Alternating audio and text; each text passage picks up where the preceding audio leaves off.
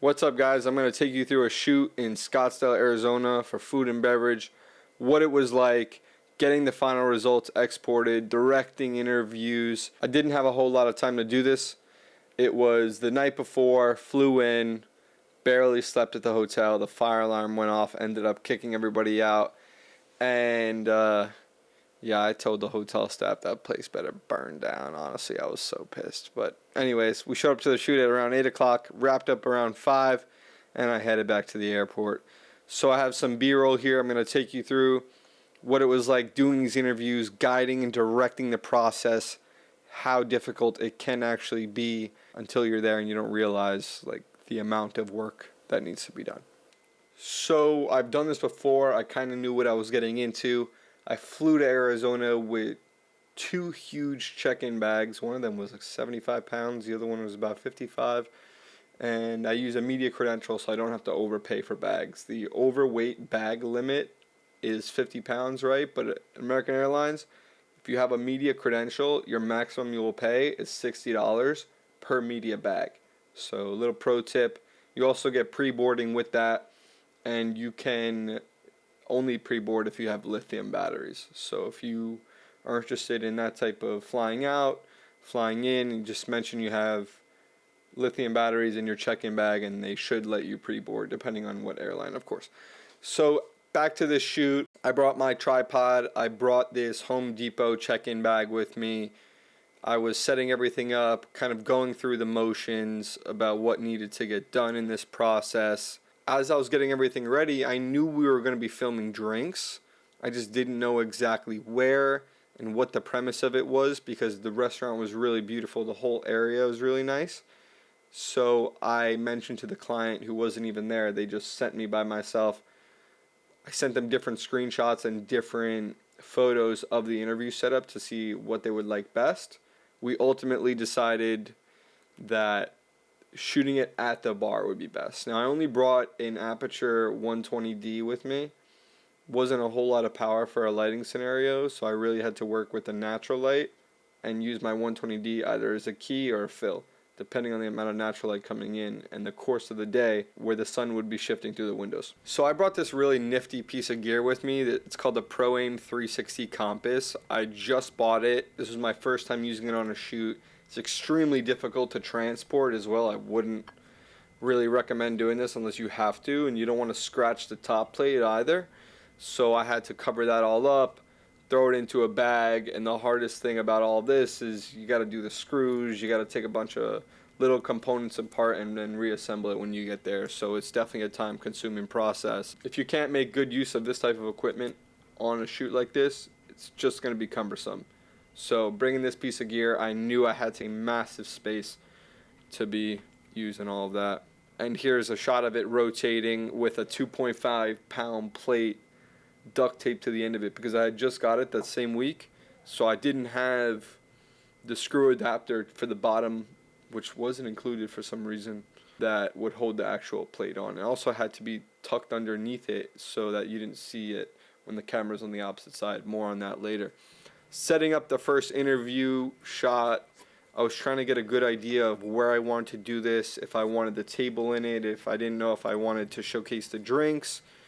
Even though I was shooting a drink menu, I knew that it would be important if I was going to do this at the bar, being made after, or if we were going to have them kind of just sitting there the whole time as he was talking about each individual drink, right? And as I begin to light the scene, I'm looking for a certain angle, a certain way. You can see there's a skylight coming through with a lot of natural light, and I sit down and do my own little pre-record to see if I like the shot or not, and my monitor's in Rec 709 at 800%, so I can kind of see a good realistic output version of this as a whole bunch of stuff is going on in the background of me trying to set this up. I ended up switching the light around because I wasn't too satisfied with that position and I wanted to use the skylight as a key. So I started using my 120 as a fill, took a couple photos here, and then I ended up moving into the bar to take a couple photos there and then send those over to the client, see what they liked best. Here's the setup in the bar. The bar is also really beautiful.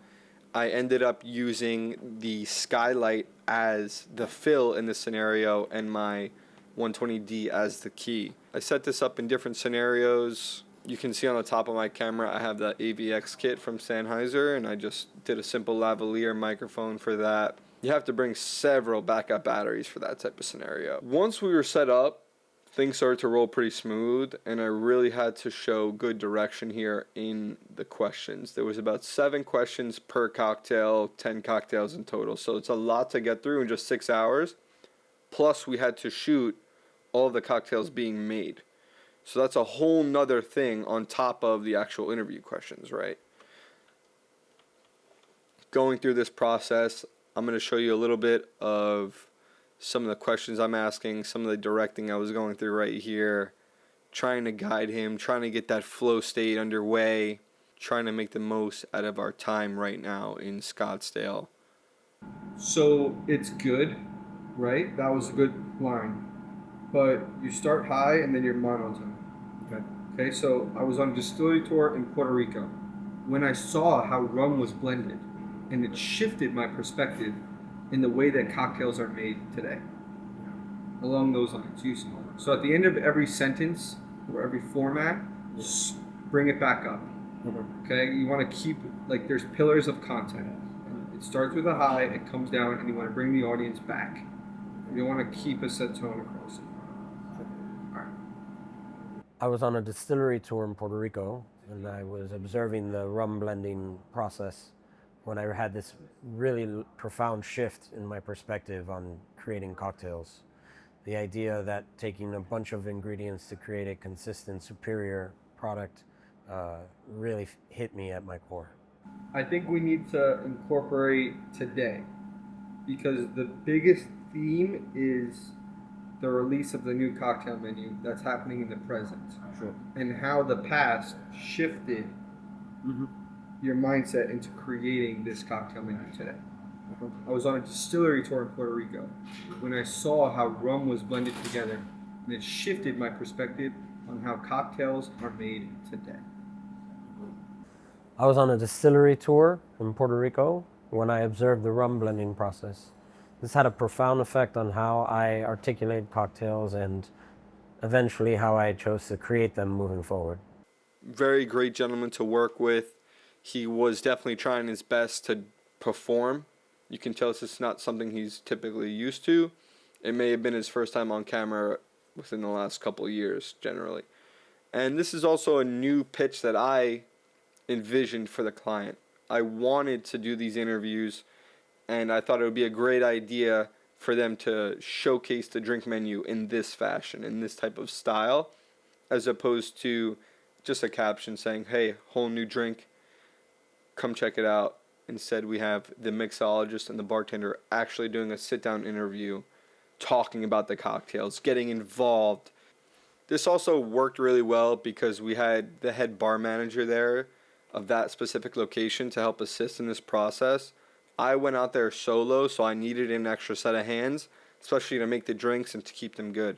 Most of the time when you're shooting food and beverage, drinks will spoil. You only have a few minutes to either capture that shot before the foam settles, or whatever specific unique feature that drink has will end up dying off or just not look as good.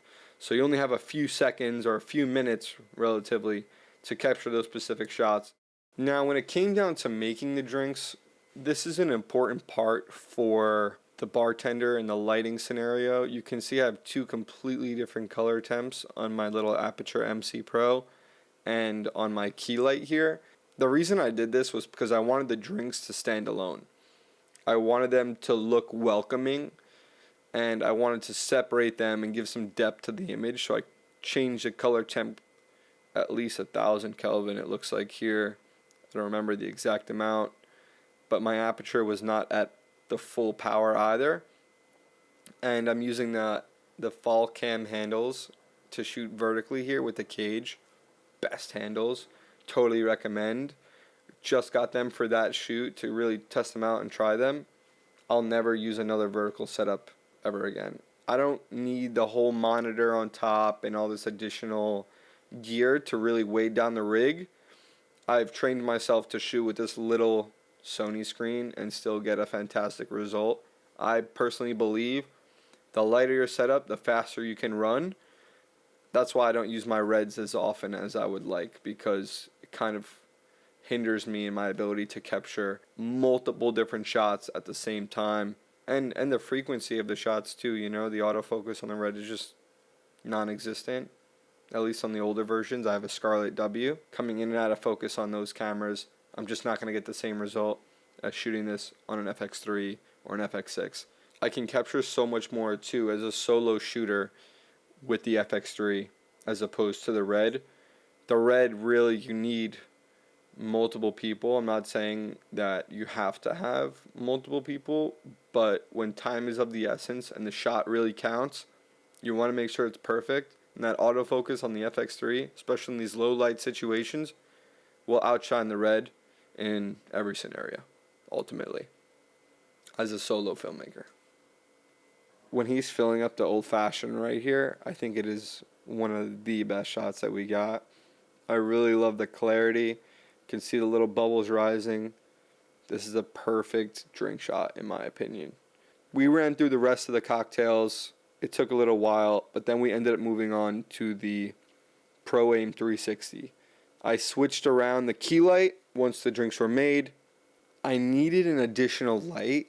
What I should have done is mount it on the arm, but I was trying all different scenarios here. This is my first time really using it in a client setting as opposed to just home and testing it out. I didn't test it in a dark scenario as much as I would have liked to. So now that I know I'm going to use a clamp, I'm actually going to strap the MC Pro onto the arm directly underneath the camera so that the lighting stays consistent all the way across. Depends what atmosphere you like too, you know. Sometimes it's better if it comes just in and out like I did with the old fashioned. That looked really good. I had to change the color temp again. I wanted it to be a little bit more white on this one for this specific cocktail so that you can see the flames better.